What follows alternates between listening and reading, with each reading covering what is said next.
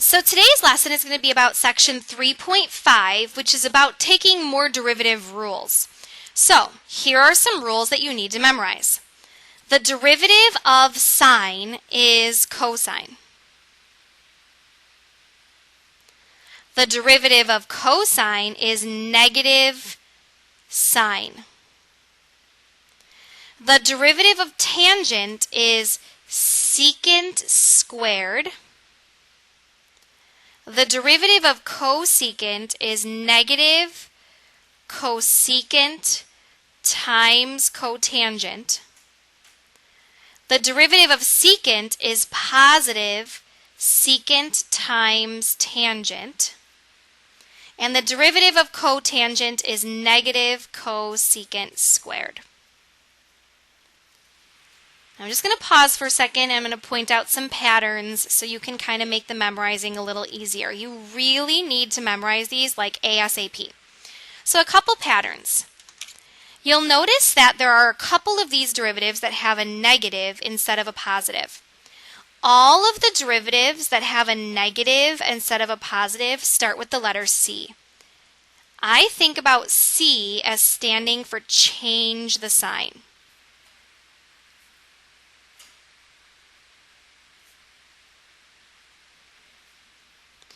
I think about S as meaning stay the same.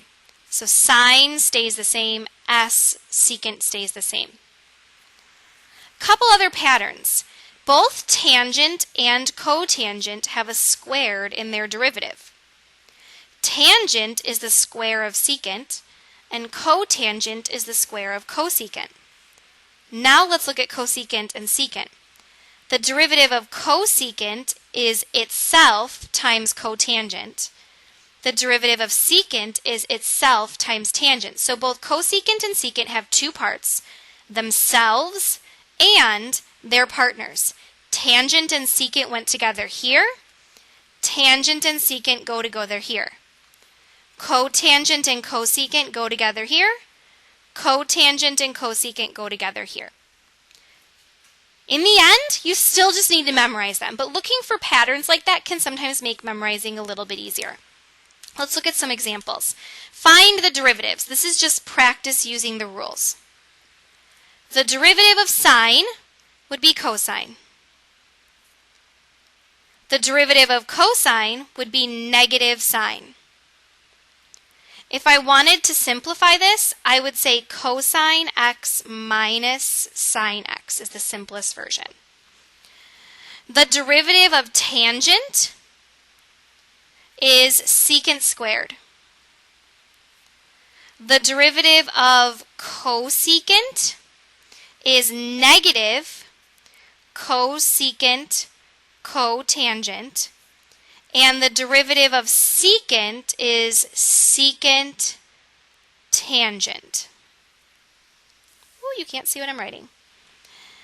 In the next problem, the derivative would be 3 times the derivative of cotangent is negative cosecant squared plus 5 times the derivative of tangent, which is secant squared. Now we're going to bump it up a notch. Those are the pretty basic ones. They're not really very complicated. Let's take a look at number 5. Number 5 is a little bit more complicated because number 5 has an x squared times sine. So for this problem, we're going to need to use the product rule.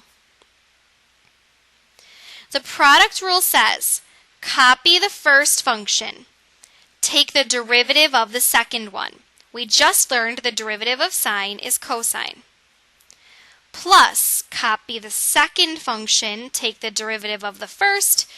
The derivative of x squared is 2x. To make it look a little bit nicer, we usually put like the x squareds or the polynomial parts at the beginning. So I would put 2x times sine x. I would just move the 2x to the beginning and I'm done. In number 6, we're going to need to use the quotient rule. So, low, 1 minus sine, d high, the derivative of cosine is negative sine, minus high, which is cosine, d low, the derivative of 1 is 0, The derivative of negative sine would be negative cosine, because it's just like having a negative 1 as the coefficient. And low squared goes down below. If I were to simplify this, I would get negative sine of x, I'm just distributing, plus sine squared of x, plus cosine squared of x, divided by 1 minus the sine of x squared. Now, if you think back to all those trig identities you learned, sine squared plus cosine squared is 1.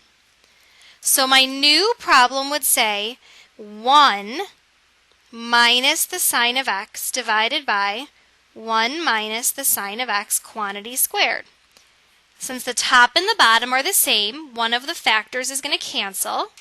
So I would have 1 over 1 minus sine x without the squared because one of them canceled. Whew, that one's fun. I like that one. At the bottom, couple more derivative problems. Again, we need to use product rule here.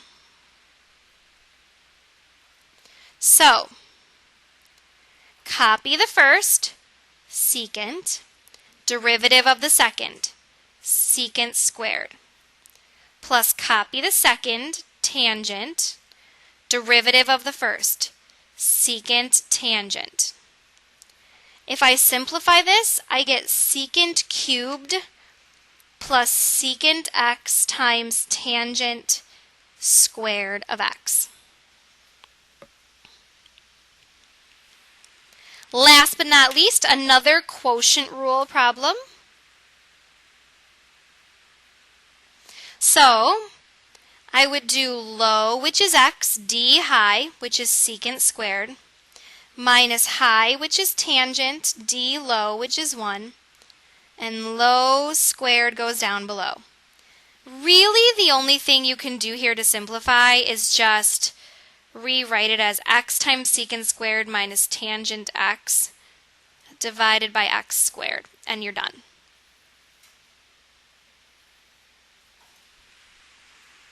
I should put boxes around these answers too, I guess, huh?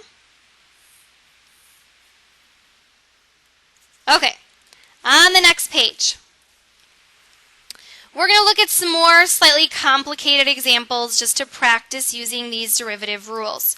So, problem number 9, we're going to do quotient rule. So, low, d high, the derivative of secant would be secant tangent minus high, d low, which is 2, and low squared, which is 2x squared, goes down below. I get 2x times secant x tangent x minus, I'm going to distribute the negative and the 2, 2 secant plus 2 all over 4x squared. Now you'll notice each of these terms has a 2 or a factor of 2. So we can reduce x secant x tangent x minus secant x plus 1 all over 2x squared. I'm just dividing them all by 2. We will save these other problems in case we want to go over anything in class tomorrow because you're having trouble. Let's turn to the very back. So problem 13. This is going to require us to find higher order derivatives. So you'll notice in this problem we are being asked to find the second derivative.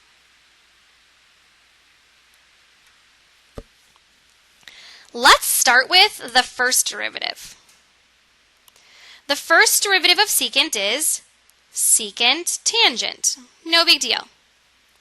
Now, in order to find the second derivative, I'm going to do the derivative again, but it's very important that you notice this right here is a product. So we are going to need to use product rule to get the second derivative. Copy the first, derivative of the second, secant squared, plus copy the second, tangent, derivative of the first, secant, tangent.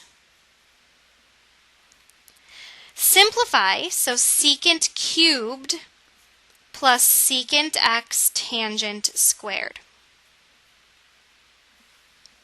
I just want to point out to you that sometimes, because the definitions of these derivatives are that they create products, sometimes when you do the second derivative, you end up having to use product rule to do that. Let's do another one, number 14. In number 14, it kind of looks like we have a triple product.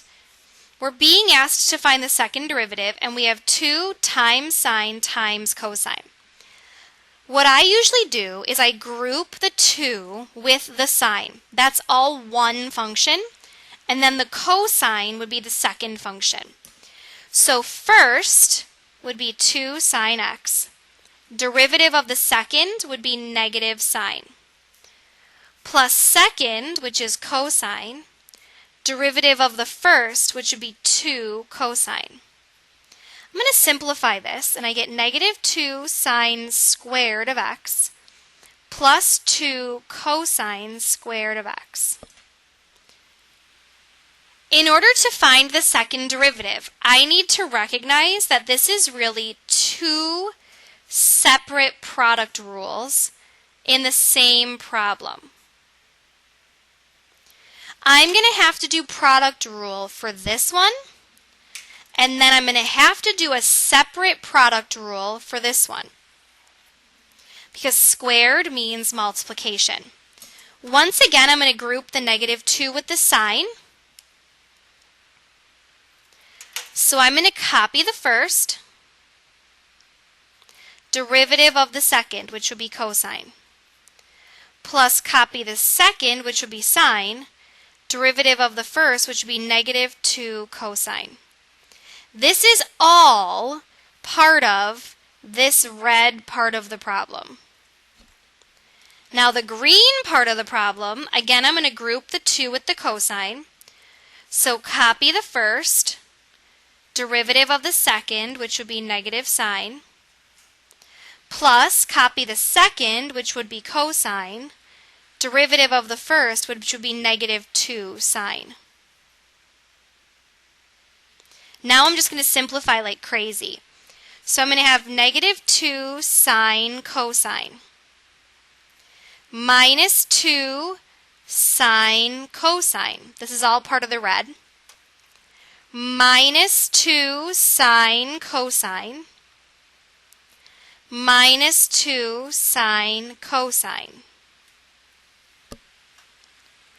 They're all the same with different coefficients, so I can combine like terms, and I get 2, 4, 6, 8, negative 8, sine, cosine.